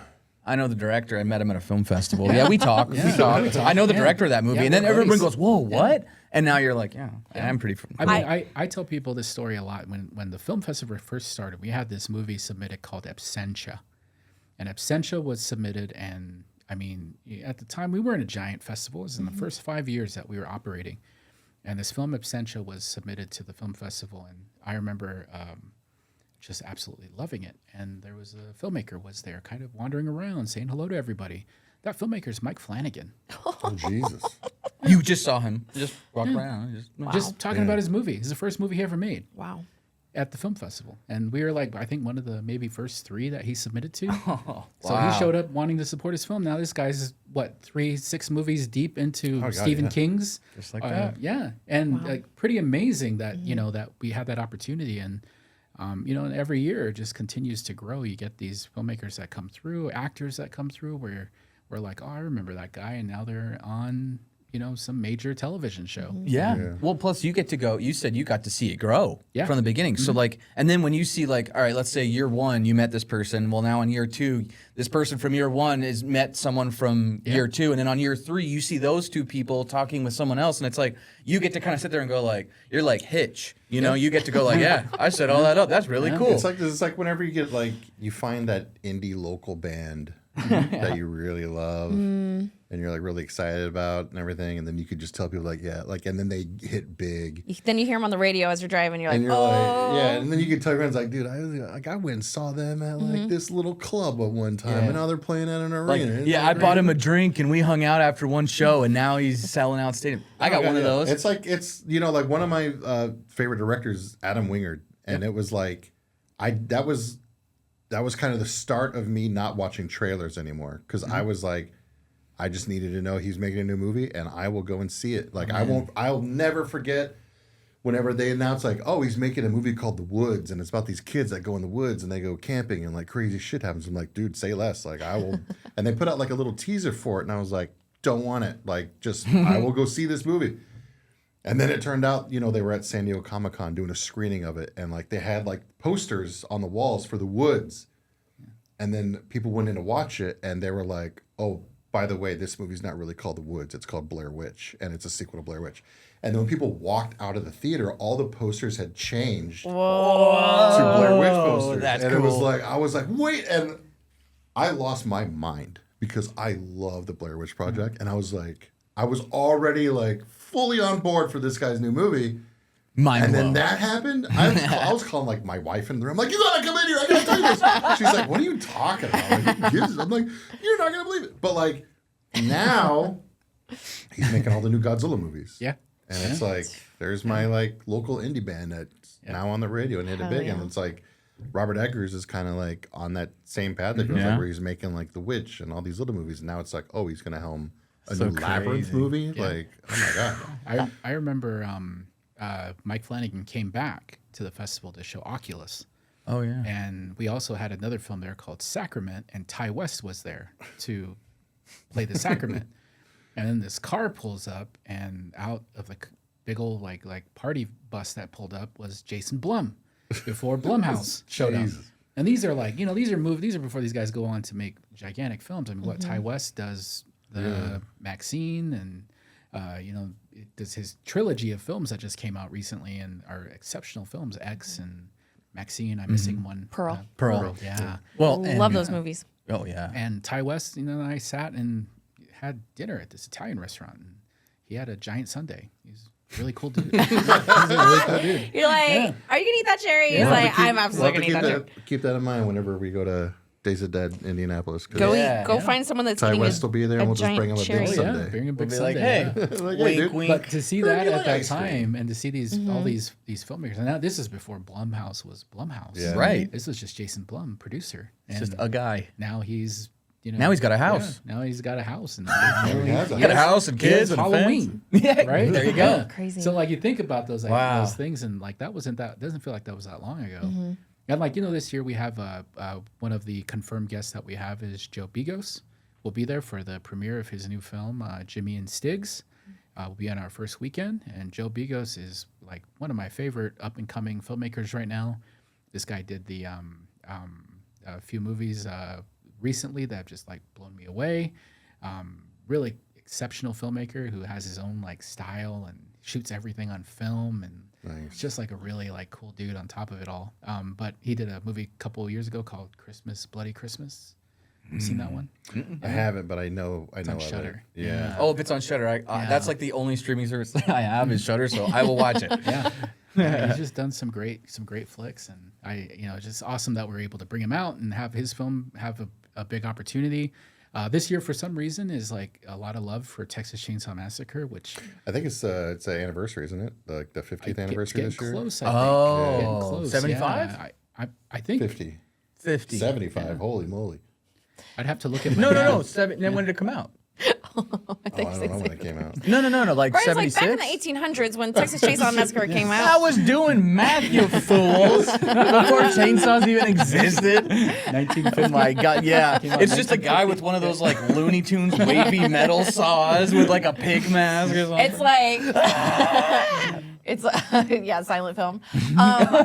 One of their talkies. We have two films that are like it's really just looking at like the effect of Texas Chainsaw Massacre on horror films. A documentary called Dinner with Leatherface, which is a really beautiful documentary about Gunnar Hansen. And then another one called Chain Reactions, which is kind of a deep dive with four or five artists who are talking about the influence of Texas Chainsaw on their work. That's huge, Yeah. especially to all of our listeners that are like super fans. I know that's pretty love big the for original you. Texas How cool is Chainsaw. that? Yeah. So two of those ones are playing in there in the festival. It's pretty awesome. That's And incredible. And especially if you guys like, we've all been to concerts, there's a whole like you wait by the bus or you go, backstage or you show up early or whatever and hope to get that. Like this is where you go. Yeah. When you go to the film, you're gonna meet maybe actors, maybe directors, filmmakers, or just people that like film. But you can know those people and have those stories. Yeah, I know the director of this guy. Oh yeah, I follow this dude he follows me on Instagram. It's fun being able to be like, yeah, Monty follows me. He bought me tortilla chips and salsa. It's no big deal. Like, did he do that for you? No. Like, that's really cool. Like, you know what I mean? So even just creating those friendships and those little experiences for people, like how blown away you were.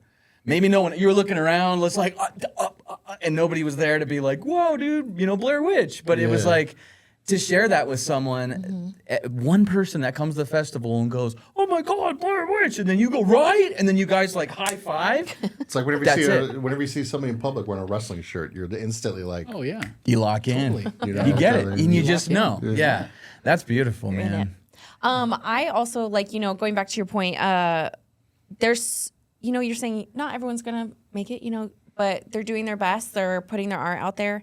I think this is such a testament to how many talented people there are out there, and that there is just so many different ways to be talented, to be able to get your art out there. So I think it is such a wonderful reminder that, it's important to be able to support things like this and to be able to support artists. And for anyone who does want to support and would like to get tickets or would like more information, where do they go? So there you go, phoenixfilmfestival.com. That website will give you everything you need. It'll give you ticket prices for all the different pieces. Even if you just want to watch 5 films, if you want to go full on and go get a festival pass, or even go beyond that and get a VIP pass, we get you access to everything. You can find everything on phoenixfilmfestival.com. We even have a cool scheduler on there where you can pick your entire schedule. You can start picking all of your films. Your like itinerary, your show times. Yeah. Oh, because some of these they sell out. Like you got to get your tickets. Yeah, I always tell people, those big ones like the Oliver Stone thing. Oh, it's gonna sell out. Freaky Tales with Poppy Pedro is gonna sell out. Guarantee It. Surfer with Nick Cage gonna sell out. I didn't know Our about that. opening night film is gonna sell out. Our closing night film is gonna sell out. The movies that start to get some buzz over the course of the festival, they're gonna sell out. So, get on it, go onto the website, start finding your schedule, get those tickets early. The tips and tricks to that is once you get your tickets, you have access to this Take It Right to Harkins and pick your seat for the entire film festival if you want to. You want to pick the same seat over and over again, you can do that. Everything's there. We have a great group of volunteers. Phoenix Film Festival is nothing without our volunteers. We have the best volunteer group that we could ever imagine. And, if you're looking for anything in terms of like some understanding of how the film festival works, if you've never been there before, by all means, just give our office a call. We can give you a breakdown of how everything works. Absolutely. If you're looking for something that isn't so much movies, maybe you're just looking for opportunities to network with other filmmakers, we have an industry night that we have every year. We also have like cool little dances that we do. Film prom. What? Okay, so that leads me to my next question. Is the film festival completely family friendly? So if you're going to Monty's movies after 9 o'clock at night. Monty's movies. I like this. This is a new segment on Scaredycast. Monty's movies after dark. Monty after dark. Yeah. Do not bring your kids to those ones, okay? But we do have a kids' day, and our kids' day throughout the festival is always a fun opportunity. We actually have quite a few animated films this year, which is pretty awesome. So a lot more films for families to come to. It's just our kids' day is pretty great. We have an opportunity where kids get to kind of see how a green screen works, and then they get to see how a camera works and understand kind of the different elements of the filmmaking process. And it's really, really great interactive time for the kiddos. I need to bring my kids to that. This is super cool. And it's really important. It's important too to be able to instill in them like, hey, like this could be you. Yeah. And these are the behind the scenes. And like there's, people see a movie and maybe when you're young, you don't understand, it's just like, oh, I can only be an actor, but I don't want to be on screen. There's so many different things that you can do. Oh, yeah. And you know what? You don't even just have to be a kid, like any time of your life. Like, you know what I mean? I think there's so many inspirational stories of people being like, you know what?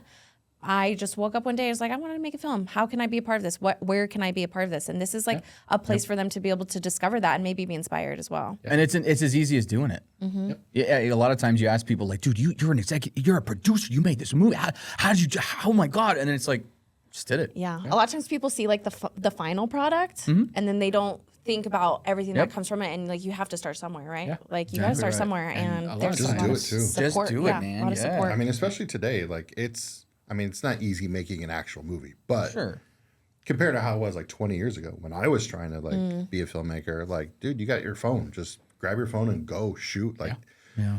That was like, my parents owned a video store when I was a kid. So like I grew up around movies, and it was like, I want to be a filmmaker. And it was like, I would never tell anybody I want to be a filmmaker. I always told people I'm gonna be a filmmaker. Oh, yeah. And And you just gotta say, I'm a filmmaker. I was like, Yeah, there you go. I grew up during the time of like Tarantino and Rodriguez and Kevin Smith and stuff, and I was just like, they didn't go to no film school. They just picked up cameras and started going. Drop And out then- of high school. So that's what I did. Started filming some shit. And guess what? It didn't really happen. But I mean, Never say shoot, never. like, you can still try. Like, just go do it. Well, Like, Yeah. I tell people all the time, like, there's a wealth of short films that I have that, you know, are sitting on YouTube waiting for people to watch it, you know? Yeah. But, you know, it's through that process, you know, that you just do it. Like, there were many times where I was like, you know, I got 2 days with some buddies. We're going to do a no budget little film in someone's backyard. Done. We'll do that. Another opportunity comes up, and it's like, hey, I'm just gonna help these guys out with maybe providing them, I miss those access to days. my dad's pickup truck for the Right. weekend. Yeah. yeah, be on me and my set. friend, we watched this old horror movie called The Car. Oh yeah, great horror film. And yeah, Love that we one. loved Yeah. it. And we're like, dude, let's Yeah. make our own movie called The Van. And it's so like, we just spent a weekend with my mom's minivan making a movie about a killer minivan. Just running people over on the side of the road. Like somebody was pogo sticking on the side of the road. You see the pogo stick just fly in the air, and then they're laying on the ground dead. Like just stupid shit like that. Like This oh man, van's a it's- rocking. Yeah. Oh yeah. Well, that's so like funny. the cool part too. You know, the film festival has a student film festival as well too, where you get like grade school, elementary school get to show their films at the festival, and that's a great opportunity. This is the first year my son, who's 13, has really said like, hey, I want to go see what other kids my age are doing. And I'm like, Nice. oh, Dude, say no more. you're It's, watching that seed open yeah. up and it's growing. Canceling everything Yeah. else for my day to give him the experience that You're he like, are wants. you kidding me? I wouldn't miss it. It's like the only let's- time I told like people at the festival, I said, hey, guess what? I am not working that morning. Yeah. This is just me and my It kiddos. is. I'm enjoying it. Yeah. Yeah. You're like, Right. no one come up Whenever, to me, no one ask me like- questions. Whatever, Off the like, clock, off duty. you're just sitting there and your kid comes in and they like express interest in something. You're like, oh yes, absolutely. Let's. Yeah. You're like, I don't want to Let's ruin this go. moment. Well, and you know, my kids are so like inundated with film stuff, right? Down every turn of the house, there's movie posters or Yeah. movies sitting around or something in there that's, you know, telling them constantly your dad loves movies. But the fact that they now have seen, you know, the process of this dead thing that's been consuming my life for the last few years, for them to see like, oh, my dad actually did something with it. Like it's actually out there and people know it and Yeah. people seen it. Like, yeah, it's a weird kind of, you know, you get accolades from people and people like will give you this praise, and I'm not good at taking it a lot of times. But when my kid came up to me and was like, oh man, Dad, that's pretty awesome. Like that was like the best compliment that you could get. Yeah. So yeah. It's not like you just go to work, you know, you just do a job and then you come home. It's like, no, you created something. You know, you made a awesome thing and you put it out and the world's loving it. And now your And son's awesome- like, holy shit, and my dad's awesome the awesome. dead People thing. love that. Like, dude, that's amazing. An awesome the dead thing. That's what I was trying to say.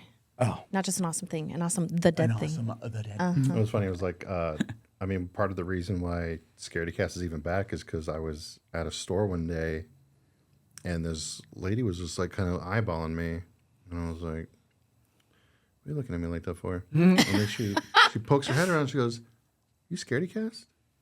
I'm like, "Yeah." She's like, "Oh my god, I used to listen to you guys all the time. I love you guys." I'm like, "Oh well, thank you." Like this has been.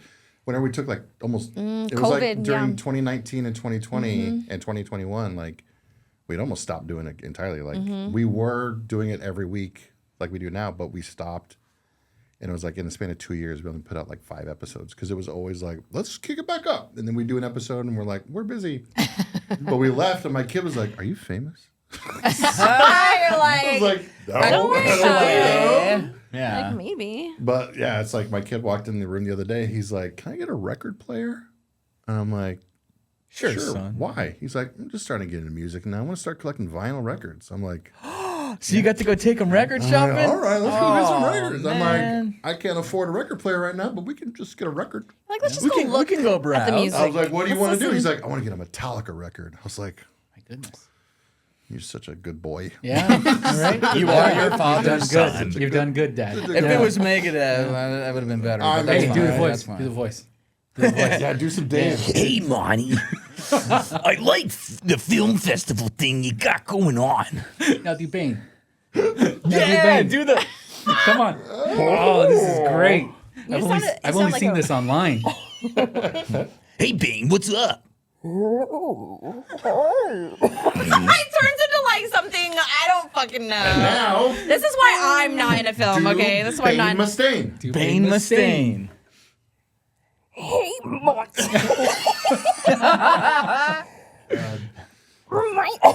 Remind us where we can go see the dead thing.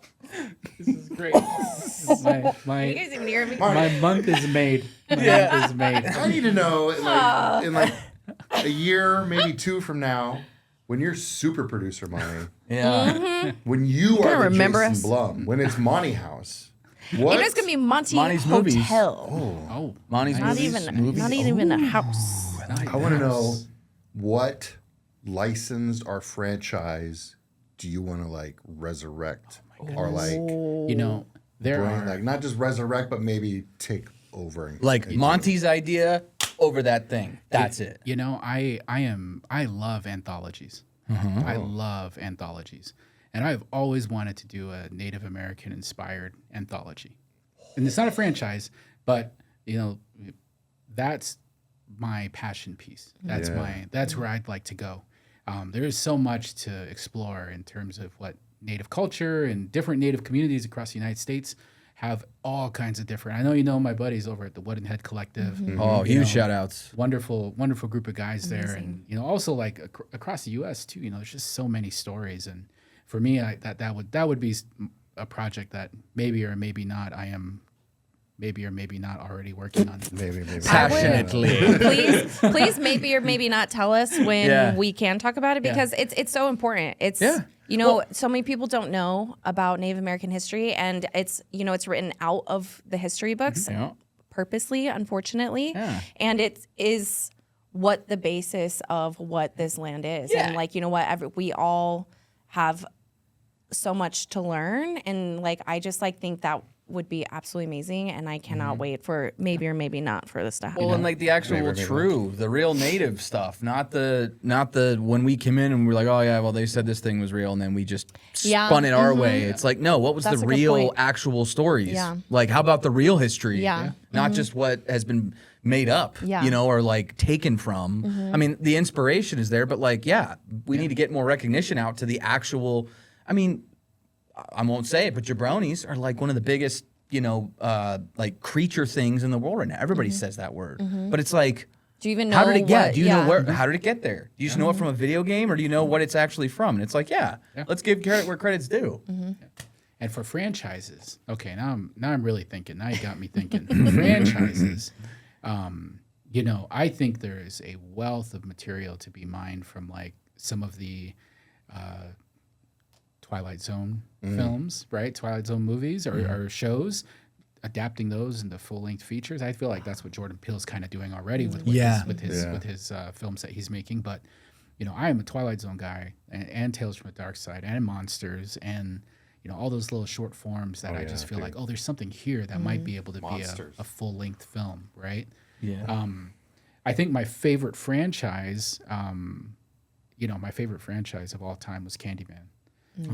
And I know it's not really a franchise, only a few movies in that one, but I just have loved, and rest in peace to Tony Todd. Oh, Yeah. I can sit here and tell you stories about, the many, many times I've met him over the past few years, but, Candyman's story has just always been like something that I just have absolutely loved. And I know they've already kind of reinvigorated it with this last movie that they did. That's where I feel like most of the franchises I'm thinking about, they've already moved on with it, like Hellraiser. Which nothing wrong with that new one. I really enjoyed it, but it always feels like when those happen, I'm like, oh man, there goes my idea. Time to move on to something else. Yeah. I've always been just like wanting more crossovers, like Universal Studios. Like they have all these licensed things, and it's like, dude, you keep making sequels to these movies, and they're not getting any better. So like, take this franchise and take this franchise, and like. Like a Everybody's multiverse type thing? Everybody's saying like, dude, Fast and Furious and Jurassic Park, need to cross over. Like, There's this crossover. My buddy Elric, the director of Dead Thing, and I have talked about this. And I don't know. I want to put it out there, internet. I don't know if this is Elric's idea or if Elric heard it from somebody else, but I heard it from Elric. So I'm gonna say that he's the guy who told me it. But he told me this great story about like how he wants to, how it's Purge night, right? Big old Purge night. Next Purge movie comes out.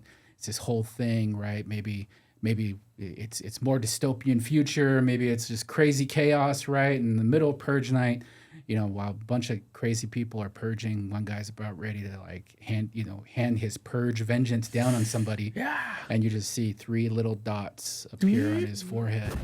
And it's freaking Predator Purge you don't night. need that boner sauce anymore, man. You're good to I was about to say, I know it's not a horror movie, but if I could just get a Predator movie that I actually want, Dude. the second he said 3, I was like, go. It's like Yeah. it's like the Batman Dead End short film, you Yeah. know, like Oh, yeah. where Batman's fighting the Joker, and all of a sudden the Joker gets sucked up in the air, and Batman's like, "What the hell?" And it's one of the xenomorphs from Aliens. out there. yeah. That's what I want. I want a Predator, and I love what they did with Prey. I Yeah. love what they did with Prey. Yeah. But Yeah.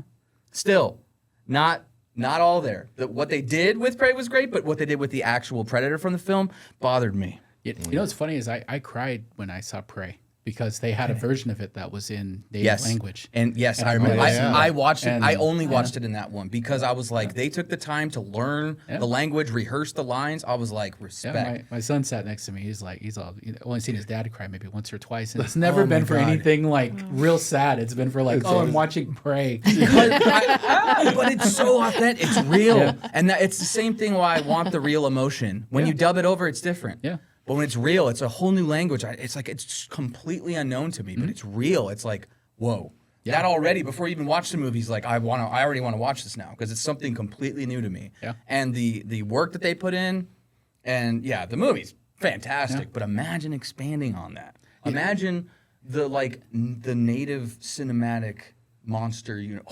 Yeah. We could do Monty's mini monster movies, and he could do an hour-long episode. He makes hour-long episodes like Black Mirror or I used something. to It's like the host new a Guillermo movie del night Toro. many, many years ago called Monty's Monster Movie Mayhem. What? And it used to be, already this is here. before like podcasts were like a real thing, right? Like everybody should start a podcast. But it's called Monty's Monster Movie Mayhem. I'd have it every year in October, and I'd play 4 films during the day, and they'd be curated by me. A lot of times because of my connections at the film festival, I had access to like filmmakers. I'd be like, hey man, I just want to show this for like 10 people. Think I can do that? And they'd be like, yeah, sure, go ahead. So we like have these like this whole day. Now everybody does it, right? All these movie theaters have their curated nights, but at the time there wasn't anybody like really doing that. And it's way more exclusive. Yeah. You said 10 people in a room. Yeah. It's like, there's maybe 10 theaterfuls of people yeah. during a day, but for 10 people in that room, no one ever saw anything It's like like I don't know if the website's even around anymore.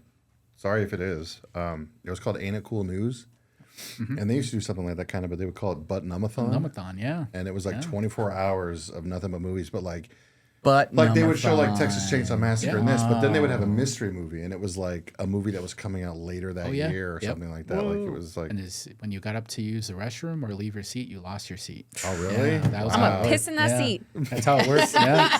No kidding. When you got up and you left your seat, you lost your seat. Well, and then what you're just like in the hallway, I wouldn't like hate it at all. I'd be out within the first like movie. Yeah. That's Tiny crazy. bladder. yeah, there was Also, Monty, ahead. I just got to thank you Yeah. for making the International Horror Sci-Fi Film Festival a little earlier this year. Yes.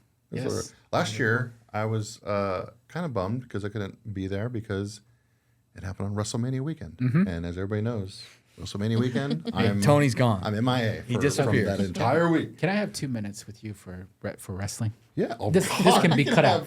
This can be cut out. You This can can have be plenty, cut you out. can have all the time you want. God. How awesome was the John Cena turn? Oh my God. God, I was- loved it. Perfect. I It was loved it. cinema. Oh, so total cinema. Cinema. I will say, Cody Rhodes saying that, I was pretty mind blowing. They dropped the F-bomb like that? It was amazing.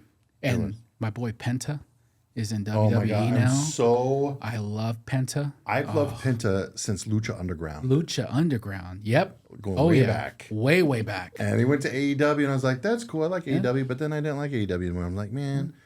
And now that he's in WWE, I love it. And like the great thing is too is like we're going on like a year and a half now of Yeah. my kid being a hardcore wrestling fan now. So now I have somebody to like watch it with and stuff. And like I'm like, dude, you don't know. Like whenever they started teasing Penta, Yeah. Oh yeah.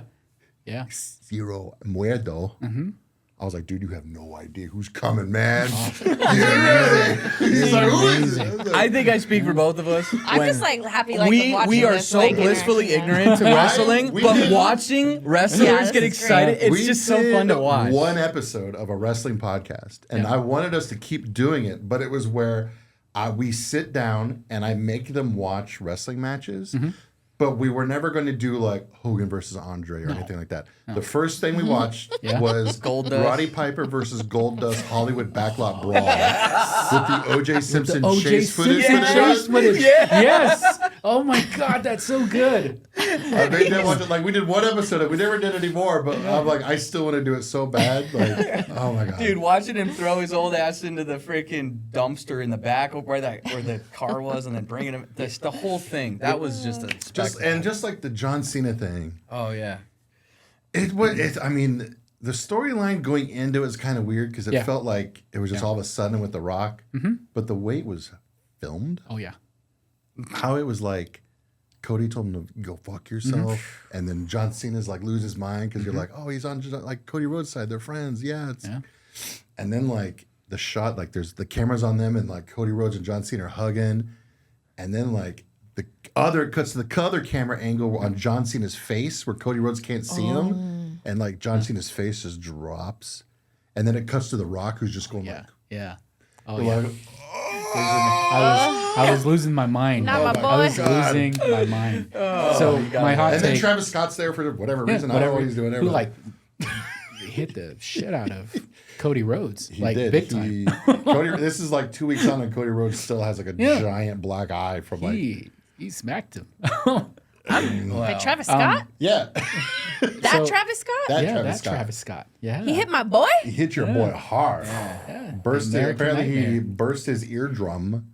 So he didn't know what the fuck he was doing. know what No, no, no. Oh no. And I'm got- sure, He and thinks that knowing you actually Cody hit people. Rhodes, like if they were talking backstage, Cody Rhodes probably told him like, if you're gonna hit me, you fucking Yeah, hit me, dude. yeah. Like you go all in. He's like, It all looked right. great. It looked great. I loved it. Did you see the backstage stuff Mm-hmm. afterwards with Travis Scott, where he was just going like, he's like, I've never experienced anything like this in my life. Yeah. He's like, I'm done like singing and stuff. Like I just want to do wrestling though. Yeah. Like, My hot take before we move on from this. I know we're wrapping up, but I love a good heel. oh God, yeah. I love Dominic Mysterio. Okay, I love him. I know that he gets a lot of heat and everybody gives him a lot of hate, but I love the little things that he does. He understands history of wrestling. All of his wardrobe is like a dedication to other wrestlers, right, from the past, especially Spanish wrestlers, and just the amount of joy and heritage that he brings to it. I think is just really beautiful. What I want to see happen is he has to turn babyface sooner or later. And here's what I want. I want him to come to his dad's aid, because let's be honest, Rey Mysterio is going to be gone soon. Yeah. Right? I want Retired. retired. Yeah. Not that yeah. kind of guy. Yeah, not that kind of guy. Yeah. He's already in a Retired. walker. I mean, But come on. I want his son to take on the mantle of Mysterio. Pass the And I mask want down. him. Now, we've seen his face for a long time, right? Yeah. I want him to make the choice to wear Mysterio mask and be the new Mysterio Man, that'd be moving so forward. Whoa! After all this And time, then he would be like, You could go be producer in WWE. yeah. I mean, it'd be amazing. Wouldn't that be amazing would to be, see yeah. Dom turn and and it would be the best thing right now, because right now everybody in his little group of villains, right? Yeah. The Judgment Day are now like starting to turn a little bit against him, right? Maybe Oh God, the when JD McDonough comes back, Yeah. he's gonna be a good guy just because what happened to him. Oh, yeah. For those that don't know. Yeah. was what was Yeah. going on at all. JD McDonough was in a wrestling match and Okay. did a thing where he flies over the top rope, lands on somebody, but he landed on the desk. Yeah. And it looks like whenever you watch it, you're like, he just snapped his neck. Yeah. Oh, Like, Don't like holy that. crap. Does he get knocked out? He Or does gets go- back up and he finishes the match. Like, and he's getting like thrown and slammed. He's getting jumped on, everything. And then you find out he had broken ribs and a punctured lung. How? How? It's crazy. Wrestlers are made just from a because different of all Still of that, real when to he- me, damn it. Wrestling's real. That's Travis Scott put out a new shirt that says that wrestling is real, and it's a picture of him, John Cena, and The Rock like standing in the ring together. That would be that's my big that's what I would love to see happen, because I want to see Dom be separated from everybody and have him be on his own. Yeah. 'Cause that's the only way that you can build him up as like a good guy. Yeah. He has to be beaten down, right? All great hero stories start after they're buried. The redemption. So like, let's let everyone turn against him, everybody. And who's the only one that's going to come to save him? His dad. His dad's going to come to save him, but then his dad's going to get jumped for saving him. And this will be like the retirement thing. His dad's going to sacrifice his career for Dom. And then what are you going to see at pure cinema in the ring is Dominic Mysterio sitting in front of his dad telling, in tears, telling him, don't do it. And what's his dad going to do? So take the Get mask off. off. He's going to do what you don't do. He's going to take the mask off. He's going to hand show it his to him. face. They're going to embrace. Oh my God. They're going to walk out of the ring. Ray's going to drop that mask in the middle of the ring, right? The whole place is going to go nuts. Dom's going to turn around, run back in, grab it, and run off. The whole place is going to go nuts. Why aren't you? Right? If this happens, WWE should owes be you the millions of WWE dollars. Like, I'm not producer. even kidding. Yeah, Like, you should be WWE I'm not producer. even kidding. Like, this is on record. You just right wrote on a the whole date. Netflix The series, date is man. March 13th that we're recording this. March 13th, 2025. Write it down. If this happens in the WWE, you guys owe Monte Yazzie a shit ton of money, okay? Paul Levesque. Yeah. Remember, well, and like, let's that's- say like Dom disappears for like 3 months, Yeah. right? Don't come back. All of a sudden, some mass luchador comes back. Man, it'd Who's be that mass amazing. And now he's reinvented himself. And let's Yeah. let Penta be a bad guy for a little bit and have it be Ray or Dom versus Penta in a main event at WrestleMania. Do you love Wow. this? Is this making all sense? Because it ain't making Yeah. sense to us. But if you're I mean, on I board, love I'm on wrestling. board. I followed Let's it. send WrestleMania to Mexico City. Oh, now we're talking. Mexico City, main event, right? Let's let the other guys take a little break. Build this up for a whole year. 2026 WrestleMania. You got the new Mysterio against Penta in Mexico City. That'd be insane, especially in Mexico City. Be crazy. Oh, yeah. I still watch Bad Bunny in Puerto Rico. Oh God, that's the thing that's like so crazy. Is like WWE does all these shows outside the country, and the fans are like, it's insane. Oh, yeah. It's nothing like it is here. I forget where it was, but there was a match, and they were just doing the introductions. Like they were just introducing, like, I'm the challenger, and the camera was shaking From the noise. because of all the noise and the people Wow. like in the arena just losing their minds. I Like, it's just love bouncing that. around. It while it's reminds trying to be me on. of Endgame. Yes. That's what that's what I feel. when I mean, see that's those literally what we moments. got Yeah. last year. WrestleMania was Oh, Endgame yeah. because it was like literally the portal scene from Endgame was happening. Like Cody Rhodes in trouble. Oh my gosh! John Cena's music hits. Oh no! And now here comes The Rock's friend. Like he's coming out. Oh, but wait, here the Undertaker's coming down. And when the Taker's ding hit, man. God, yeah. Oh, I was a kid. I went all the way back to being like 13 years old again. It was this is why I love wrestling, right? People say, well, "Why do you like wrestling?" So they make fun of me a little bit. I don't care. Yeah. I don't Oh, care. hell yeah, I love nah. wrestling. I always tell Absolutely. people, I'm like, have fun waiting 3 years for the season premiere of your favorite show. Yeah. I only have to wait a week. A week, yeah, and so much can change in a week. It's so great, yeah. Like and I love the- these little think pieces. You see that the stomp was used by all 3 Shield members in a week. All 3 of them used the stomp. Mike, Roman can we just Reigns, start a Seth wrestling Rollins. podcast? We should. Let's do it. Please. No, for real. I think you Get it guys do going. need to. I But honestly please like. let's start it where you just you guys just sit here We like just what are make they them we're do doing? it. gonna we're gonna like be like. Look, I always sound like you guys should come over WrestleMania weekend. They're like, Yeah. It's like, That was listen. always the hard part too. I was so happy when we were modifying the schedule a little bit because I always miss WrestleMania weekend because I'm Yeah. at the film festival, so I always have to like wait to be like, Nice. okay, we'll what watch it about on this Monday. week? It's always funny. Like this time of year, I'm always like, events are happening. This is happening. I'm always like, is it WrestleMania weekend? Nope. Okay, cool. We're good. We're good. Especially this year because it's in Vegas. And Are you going? so our plan right now is because tickets are insane, Crazy. and I don't have any money. Crazy. We're gonna drive out. I'm picking him up from school on Thursday, and we're This is leaving- me he's talking about. I log him up, Brian. We're going straight to Vegas. Yeah. And then Friday we're going to go After we get ice cream. After we get ice cream, and go to the drive-through pizza place there. Oh, cool. That place is awesome. We're gonna go to I don't know what it's called, like WWE World or something. Yeah, We're gonna go to that on Friday, and then the plan right now is to go home after that, and then watch WrestleMania at home, unless we end up with tickets. Yeah. Maybe. Yeah. Because like maybe ticket price will be down. Yeah. Maybe we stumble into some free tickets. Yeah. Anybody out Maybe there you jump a listening, guy you and know, steal his. maybe jump somebody, take theirs. You never know. So When the Royal Rumble was here and they had the WWE experience, yeah, man, they had a ring inside there. There were guys there that are now main roster guys that were just hanging out at WWE experience. I was like, cool. "It's amazing. That's Dang. We saw the Miz at Deserts. What's the airport? the airport. Whenever we came back, we came We were back from making Days eyes. of I was Dead like, like late at "Who's night, that?" and it was like Sunday night, and it was when Raw was here last time, and then so like there's this dude walking next to us. He had like dark red sweats on and like a hat kind of down, and it was like we landed like midnight, so we were all just like whatever, like walking by, and then we were coming down the escalator, and there was like these two dudes like waiting down there, and they're Like, Mike.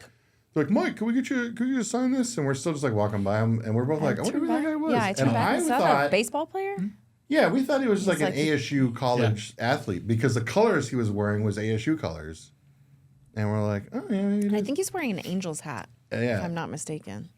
And then we got on like the Sky Train, and those two guys came in, and they had a bunch of wrestling stuff, and I was like. Oh. We're like, oh, you getting that subtitle? He's like, yeah, we just got the Miz. And I was like, oh shit, that was the Miz. Like, he was wearing Cavalier colors from Cleveland, not yeah. ASU colors. I was like, Oh, dude. wrong maroon. And it was Damn funny it. too, because like before we even realized that, we were walking. I even said to Brian, I'm like, it'd be cool if we saw like a wrestler here.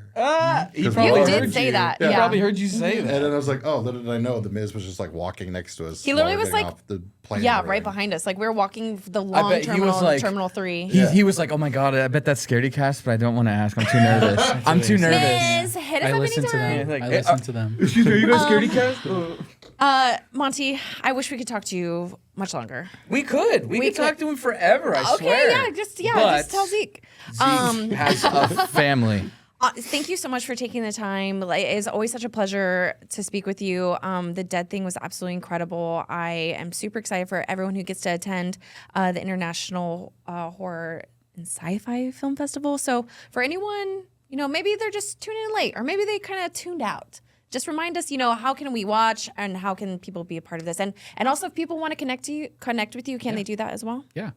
So you can find everything that we do at phoenixfilmfestival.com. The entire schedule's on there. Everything that you ever wanted to know about the film festival is on that website. Stay attached to our social media accounts on Facebook and Instagram. Horror Sci-Fi on Instagram and Horror Sci-Fi on Facebook. We do all our announcements through that. Phoenix Film Festival is another great one to keep an eye on. They are going to be doing even more cool, exciting things as we get a little bit closer to the festival time. And when you're at the festival, if you see me, come say hello. Unless you're there with your son. Unless I'm there with my son, then leave me alone. I'm gonna just walk right past it. Come hang out. We have a lot of fun at the film festival. And I love to go get a random drink with people, go get some pizza at Trevor's, my favorite place in that area.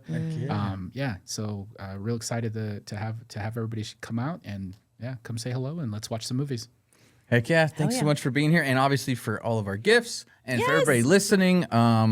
Great information for film lovers and moviegoers and alike. Everybody go to the film festival. Thank you for listening. And maybe we can get Monty to be the producer of the Scaredycast movie. And do it. you guys need to do start it. a wrestling Let's podcast. do it.